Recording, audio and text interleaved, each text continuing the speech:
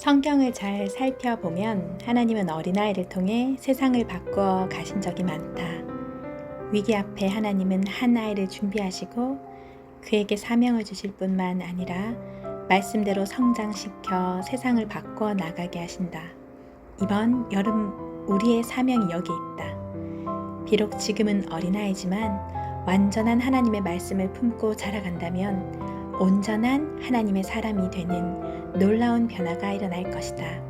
이는 한 사람의 인생만 바뀌는 것이 아니라 가정이 바뀌고 사회가 변화되는 놀라운 일이다. 그렇다면 구체적으로 어떻게 해야 할까? 그 구체적인 방법은 다음과 같다. 1과 하나님의 말씀을 들어요. 여호와의 말씀이 희귀하여 이상이 흔히 보이지 않았더라. 사무엘상 3장 1절 말씀이 사라진 시대. 이 짧은 구절은 그때에 이스라엘의 왕이 없었으므로 사람마다 자기 소견에 옳은 대로 행하였더라 라는 말씀. 사사기 17장 6절과 사사기 21장 25절 말씀과 함께 사사시대의 상황을 잘 알려준다. 이스라엘의 왕이 없으므로 자기 옳은 대로 행했고, 그러므로 여호와의 말씀은 더욱 희귀해져만 갔고, 그러다 보니 이상도 없었다. 말씀과 이상은 하나님이 선지자들을 통해 백성에게 자기 뜻을 전달하시는 가장 기본적인 매체였다. 그러므로 이상과 말씀이 없다는 것은 이스라엘을 향한 하나님의 냉대를 의미한다. 하나님의 말씀을 전하는 제사장들은 아무런 변화도 이루어내지 못했다.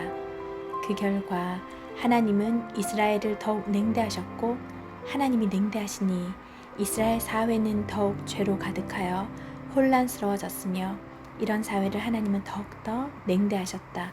한마디로 악의 굴레가 쳇바퀴처럼 돌아가는 악순환이 일상이 되어버린 시대가 되었다. 한 가정, 한 아이.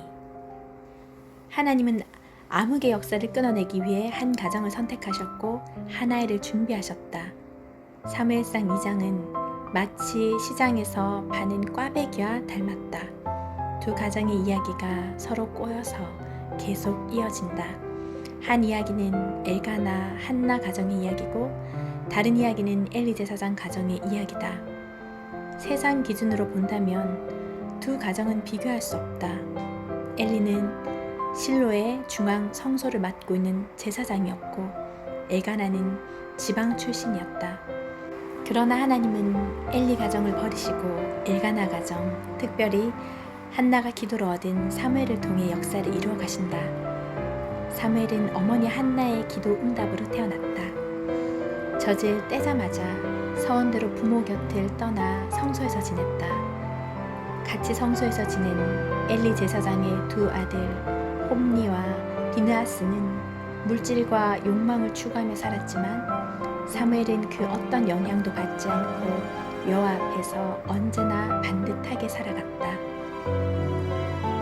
하나님 중심 예배, 인간 중심 예배. 여호와께서 임하여 서서 전과 같이 사무엘아 사무엘아 부르시는지라. 사무엘이 이르되 말씀하옵소서, 주의 종이 듣겠나이다 하니. 사무엘상 3장 10절 말씀. 엘리의 두 아들 홈니와 비느하스는 제사장 신분이었지만 그들은 하나님 중심의 예배가 아닌 인간 중심의 예배를 드렸다. 하나님께 바칠 제물을 자기 마음대로 주물렀으며 자기 욕망을 채우는 일에 최선을 다했다. 하지만 어린 사무엘은 그런 주위 환경에 전혀 영향을 받지 않고 하나님 중심의 예배를 드렸다. 어떻게 그가 그렇게 살아갈 수 있었을까? 그 이유는 그가 마음의 세상 욕망이 아니라 하나님의 말씀을 품었기 때문이다. 어느 날 밤 사무엘은 자신을 부르는 음성을 3번 들었다. 엘리 제사장을 통해 그 부름이 하나님의 부름인 줄 안 사무엘은 4번째 부르심에 말씀하옵소서, 주의 종이 듣겠나이다 라고 대답했다. 완전한 하나님의 말씀을 품고 살아가기를 원한다면 제일 먼저 하나님의 음성을 들어야 한다. 하나님의 말씀을 들음으로 신앙이 시작되기 때문이다. 즉, 우리 귀의 변화가 신앙의 출발이다. 그러므로 나가 아니라 그의 음성을 들어야 한다. 코로나 이후 하나님의 말씀을 듣는 것이 더욱 어렵게 되었다. 사무엘이 드렸던 하나님 중심의 예배보다는 홈리와 비느하스가 드린 인간 중심의 예배가 더욱 강화된 것 같다. 온라인 교회를 시행하는 일반 학교에서 교육 격차가 벌어지듯이 비대면 온라인 예배가 활성화되면서 신앙에서도 그 격차가 더욱 벌어지고 있다.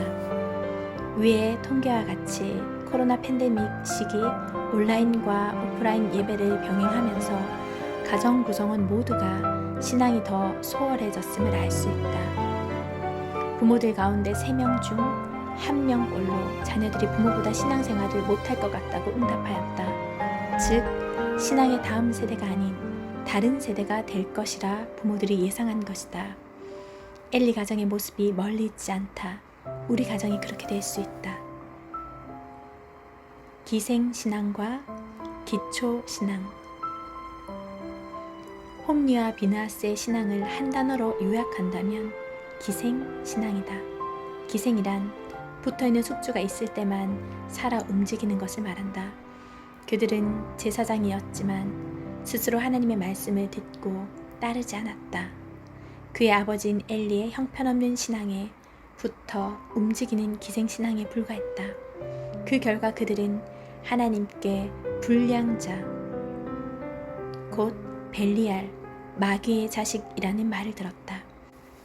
하나님의 말씀에 불순종한 그들은 결국 목숨을 잃고 그의 아버지도 비참한 최후를 맞이하였다. 소식을 전하는 자가 대답하여 이르되 이스라엘이 블레셋 사람들 앞에서 도망하였고 백성 중에는 큰 살육이 있었고 당신의 두 아들 홈리와 비느하스도 죽임을 당하였고 하나님의 괴는 빼앗겼나이다. 하나님의 괴를 말할 때 엘리가 자기 의자에서 뒤로 넘어져 문 곁에서 목이 부러져 죽었으니 나이가 많고 비대한 까닭이라. 그가 이스라엘의 사사가 된 지 40년이었더라. 사무엘상 4장 17에서 18절 말씀. 이와는 반대로 사무엘은 기초가 단단한 신앙이었다. 자기 스스로 하나님의 음성에 뿌리를 내리며 믿음을 지키며 살아갔다. 사무엘이 그렇게 살아갈 수 있었던 가장 큰 이유는 하나님이 그에게 말씀하셨을 때 그 말씀을 잘 듣고 마음에 품었기 때문이다. 말씀을 마음에 아로 새긴 것이다. 이번 여름 하나님의 말씀을 품고 아로 새기기를 원한다면 이같이 귀의 변화가 선행되어야 한다. 세상의 이야기 귀 기울이지 않고 하나님의 말씀에 귀를 기울여야 한다.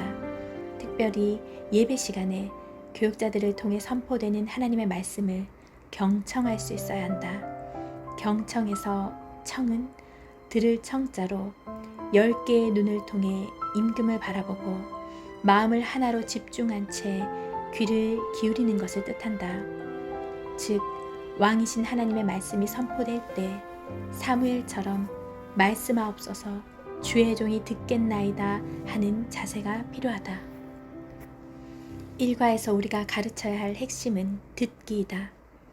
나의 음성 듣기가 아니라 하나님의 음성을 듣는 훈련을 해야 한다. 세상은 늘 나의 의지, my will을 강조한다. 그러나 성경은 하나님의 의지, God's will을 따르기를 원한다. 믿음의 조상인 아브라함도 하나님의 말씀을 들음에서 믿음의 여정을 시작했다. 위대한 지도자 모세도 하나님의 말씀을 들음으로 구원의 역사를 시작했다. 그러므로 하나님 말씀을 듣는 것은 우리 다음 세대가 마음에 아로 새겨야 할 첫 번째 과제이다.